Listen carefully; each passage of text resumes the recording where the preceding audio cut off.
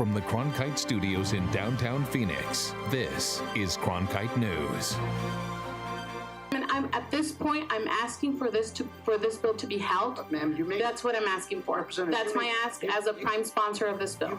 Despite pleas from the bill's sponsor, the House Judiciary Committee goes ahead with hearings on a controversial bill on abortion, while the lawmaker calls the proceedings a, quote, circus. Coming up.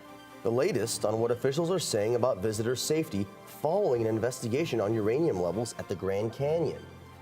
And get ready for round 2 as another winter storm is taking aim at our state, and it all begins tonight. I'll break down all the details coming up in your forecast. Cronkite News starts now. Good evening and welcome to Cronkite News on Arizona PBS. I'm Eliav Gabay. And I'm Imani Stevens. Thank you for joining us. A controversial abortion-related bill, HB 2696, was voted on this morning. Under current law, if a physician performs an abortion and the fetus comes out alive, the physician must perform life-saving measures.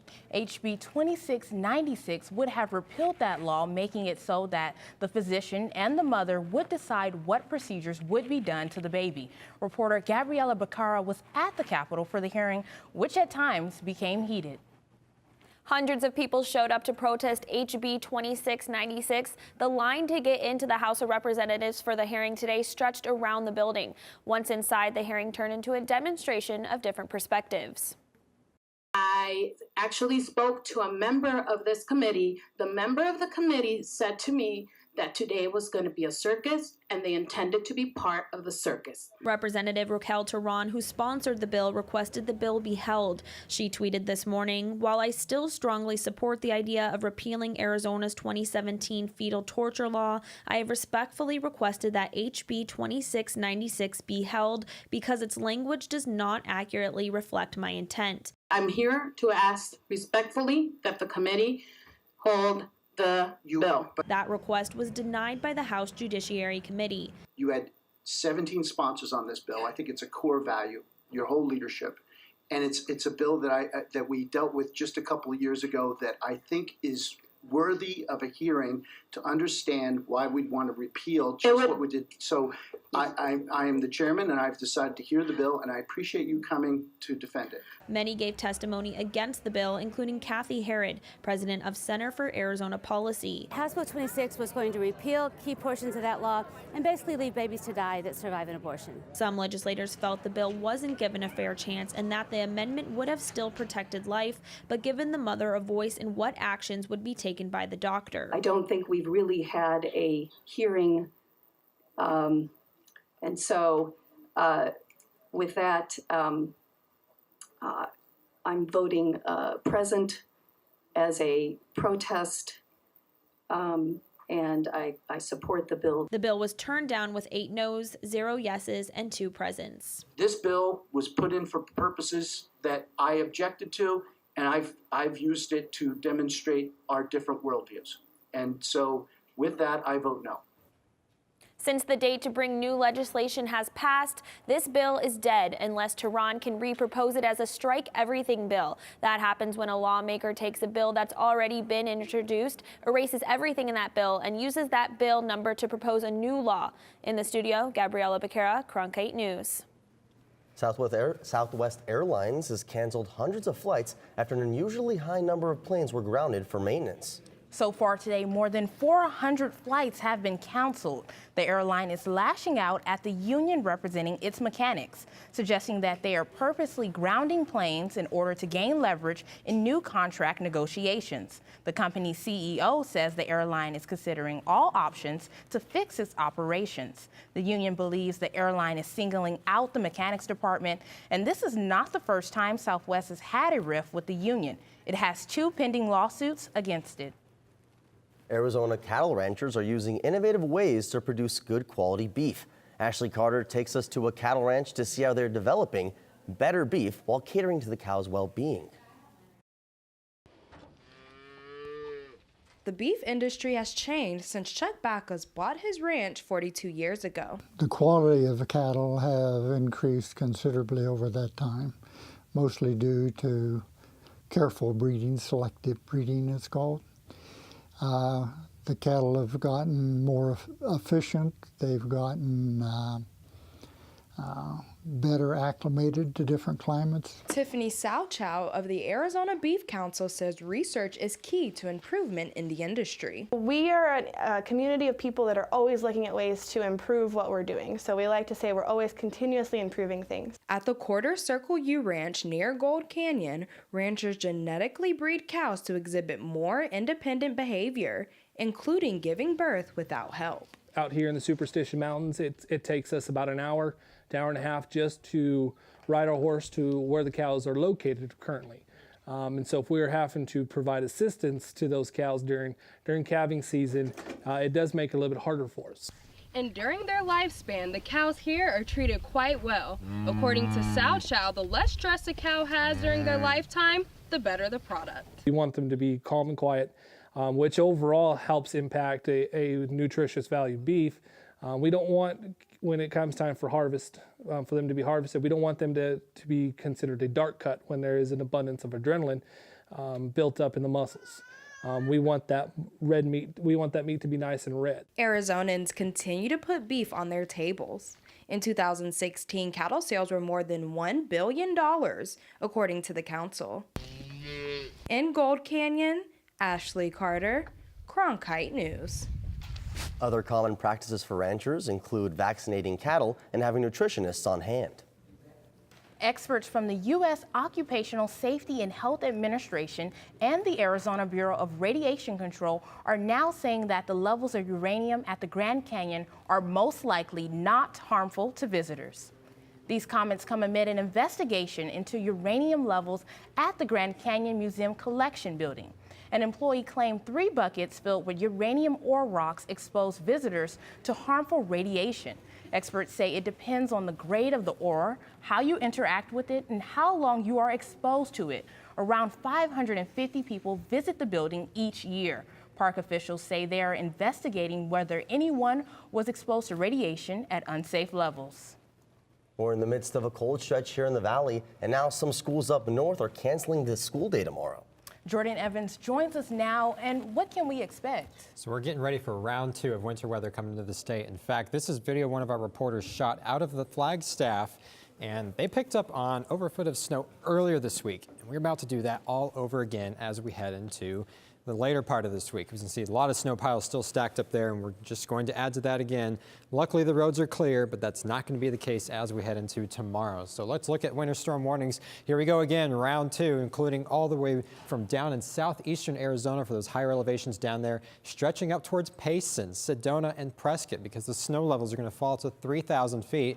And then, of course, we're all along the Mogollon Rim, stretching all the way up to the Four Corners region as well. So again, a lot to track with this winter storm warning. Those staying in effect until 5 p.m. Friday, and then coming up in your full forecast, we'll talk those amounts and when temperatures are expected to warm up as well.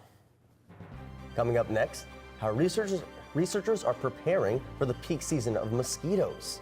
By finding a new method to slow the increase in mosquito population here in Arizona. Plus, one man's life-threatening experience with foodborne illness left him with a lifelong health issue. Where food safety law stands, coming up. With wildfires, a scarcity of water, and other environmental issues facing the Earth today, it's critical to stay up to date with local impacts of a changing climate. That's why we created Elemental, Covering Sustainability, a multimedia collaboration between public television and radio stations. From climate change to water conservation to renewable energy and much more, Elemental covers the latest in sustainability news. Find our stories on our website, elementalreports.com. As journalists at Cronkite News, we report on stories that matter to you by focusing on the local impact. We dig deeper and work tirelessly to keep you informed. Live in Wickerburg. Live in Los Angeles. In Cleveland. In Washington. In Louisville. From Jerusalem. Live in Philadelphia. From around the world to right here in Phoenix. At Cronkite News, we report the facts and stick to the truth. Scientists at the University of Arizona have developed a lead on birth control for mosquitoes. The discovery could eventually slow the spread of Zika and other dangerous illnesses. Cronkite News reporter Kyle Dowd talks to researchers about new ways to manage the world's most dangerous animal. Mosquitoes have bites that itch and can be deadly.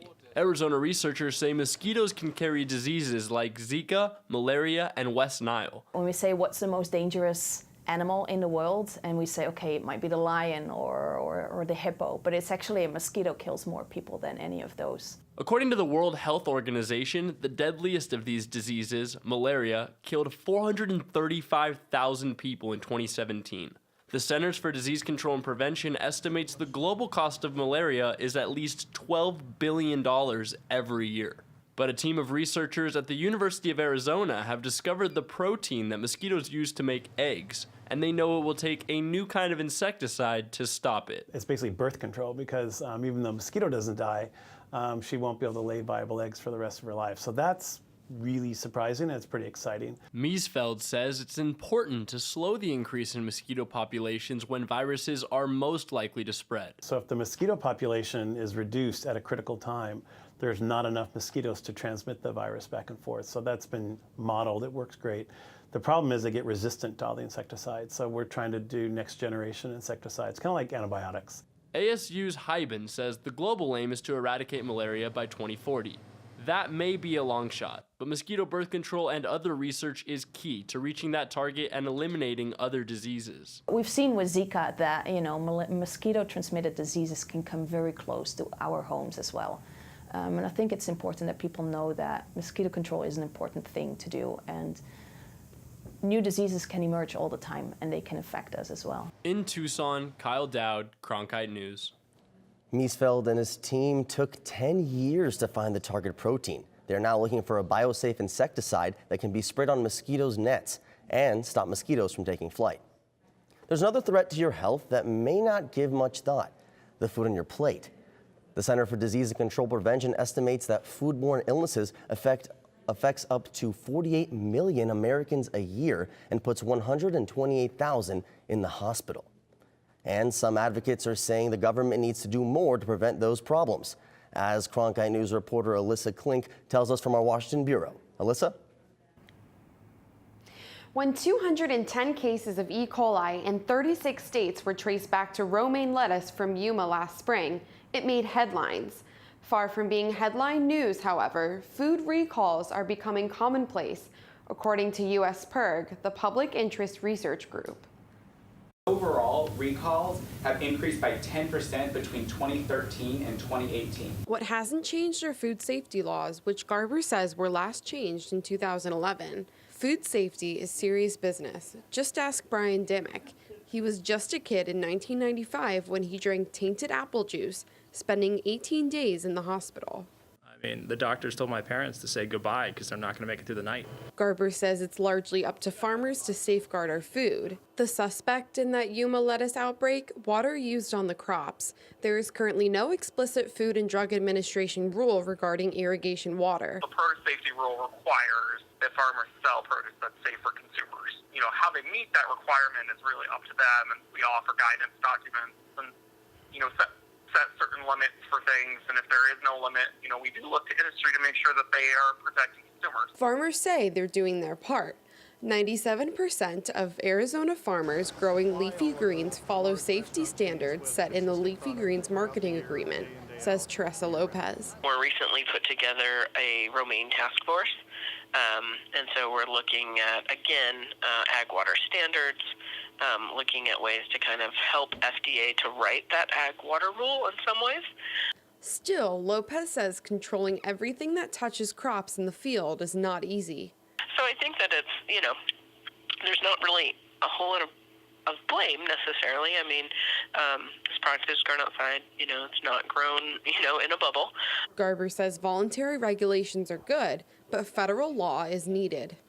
FDA needs to implement rules around irrigation and spraying of crops to set those public health standards. While it's not certain that tainted water led to the E. coli outbreak traced back to 23 Yuma farms, the FDA is working with farmers on new irrigation standards. There is a task force that we're participating in.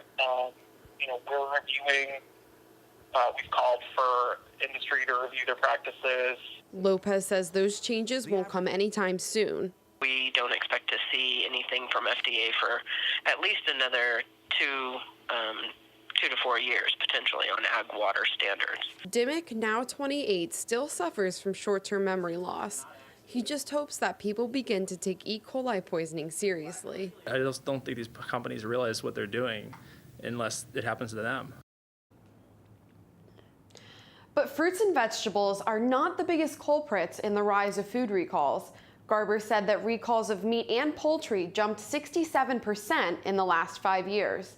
In Washington, Alyssa Klink, Cronkite News. Coming up next, just when they thought he flew away, he reappeared. And now the burrowing owl is making a new home in Phoenix. How he's helping researchers learn more about this threatened species.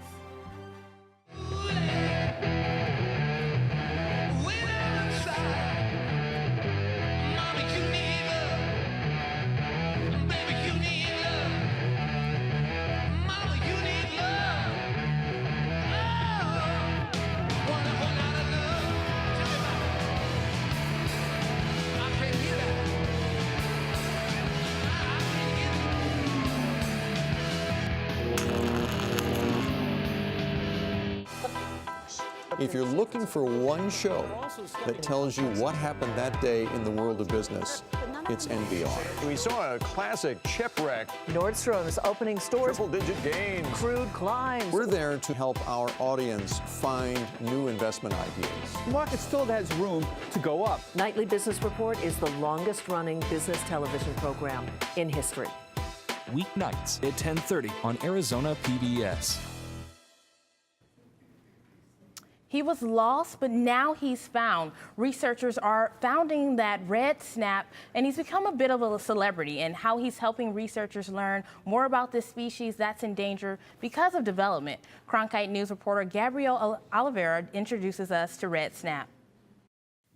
This pile of trash at the Rio Salado Habitat Restoration Area might not look like much, but it was once home to a burrowing owl named Red Snap. So they were trapped safely, humanely, when they were living in this trash pile, and they were fitted both with bands, with the colored bands. And that's how Red Snap got his name. So they were part of a 2-year study out of the New Mexico State University, looking at the success of relocated burrowing owls.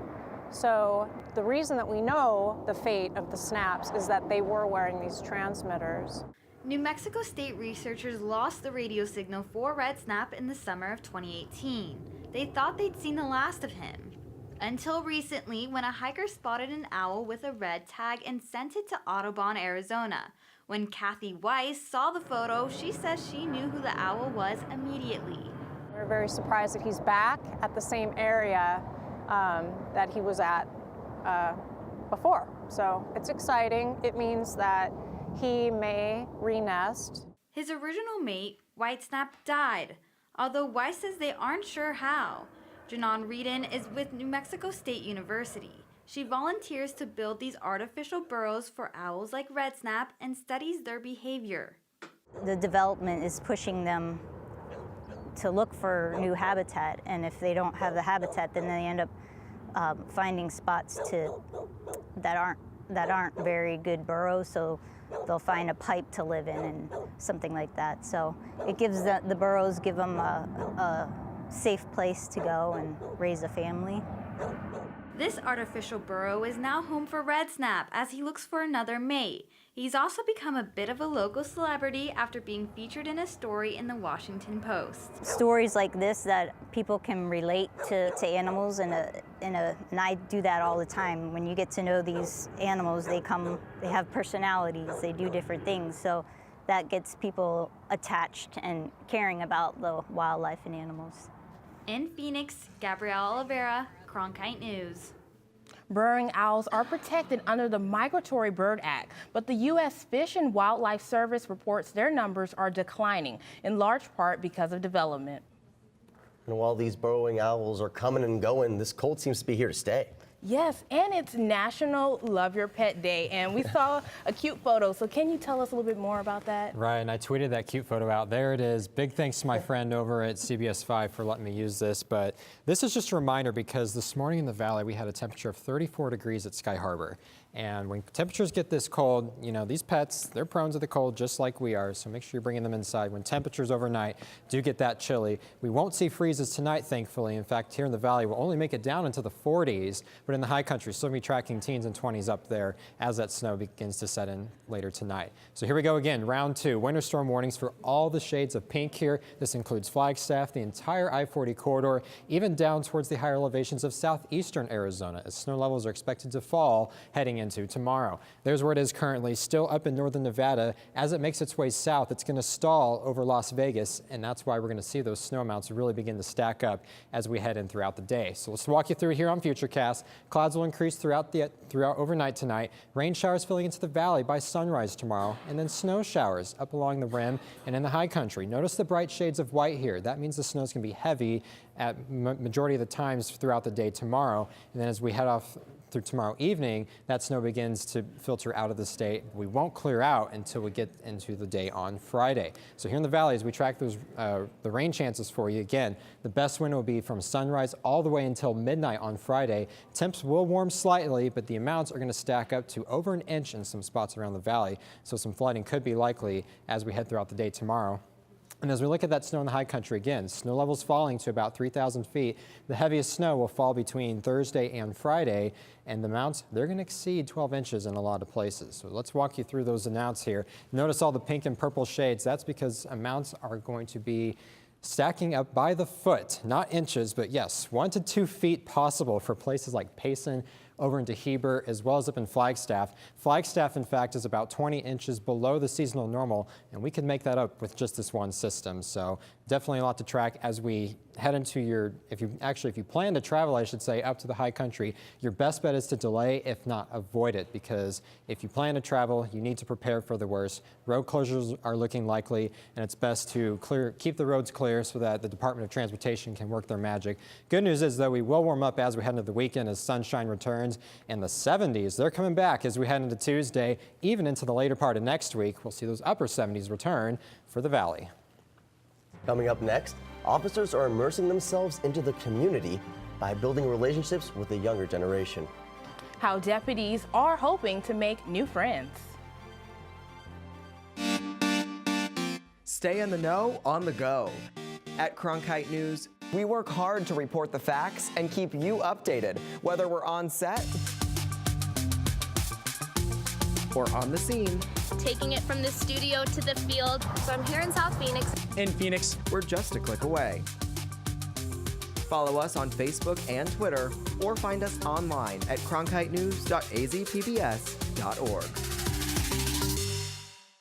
Here at Cronkite News, we have producers who craft shows that make an impact on our community. Our broadcasts allow students to be involved in all levels of production, from producing to directing. We are guided by highly respected professionals who mentor the journalists of tomorrow. From technical directing to teleprompting and beyond, our production crew works tirelessly to produce meaningful and award-winning shows. We are Cronkite News on Arizona PBS.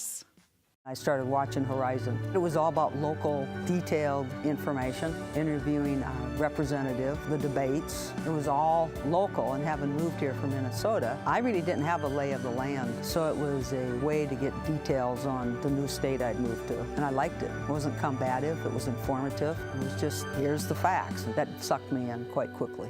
For more information about including Arizona PBS in your future plans, visit azpbs.org/giving.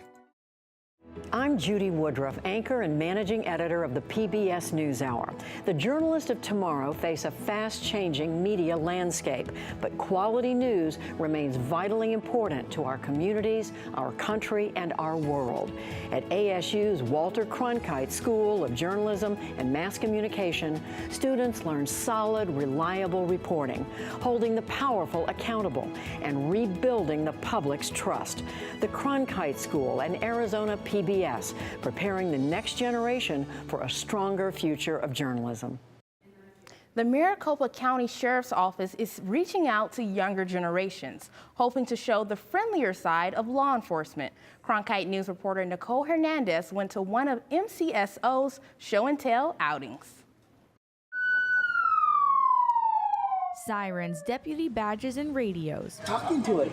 All new things for this group of preschoolers. Did you guys want to come see the truck? MCSO deputies are visiting Litchfield Park Preschool this week, showing the kids all their gadgets. 3-year-old Max's favorite part? The truck, the back and the front. Being able to climb into this car and learn what officers do day to day was all fun for the group of 3-year-olds, but it's actually an important lesson. It gets that fear away from them at an early age, and I want them to be able to come to us when they need help instead of running away from us. MCSO is trying to build better relationships, immersing themselves in the community. Somebody else want to sit up on the front seat? I think building that overall helps us as an agency and helps the public interact with us and get those questions resolved. And for the kids, it's a way to get them familiar with the sights and sounds of the police. We want them to know that these are people that are there to help them and make them feel safe. In Phoenix, Nicole Hernandez, Cronkite News. MCSO does these show and tell days often, and we'll be speaking with other kids from Litchfield Park Preschool in the next few days. Cronkite News is proud to be the news division of Arizona PBS. Here's what's coming up on Arizona Horizon and PBS NewsHour.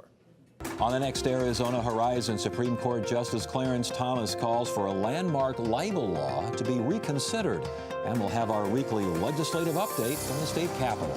That's the next Arizona Horizon. I'm Kat Wise. 3 months after the Northern California Camp Fire, Paradise and surrounding communities are struggling to get back on their feet. That's on the next PBS NewsHour. That's it for Cronkite News tonight. Thanks for joining us. For top Arizona stories anytime, go to cronkitenews.azpbs.org.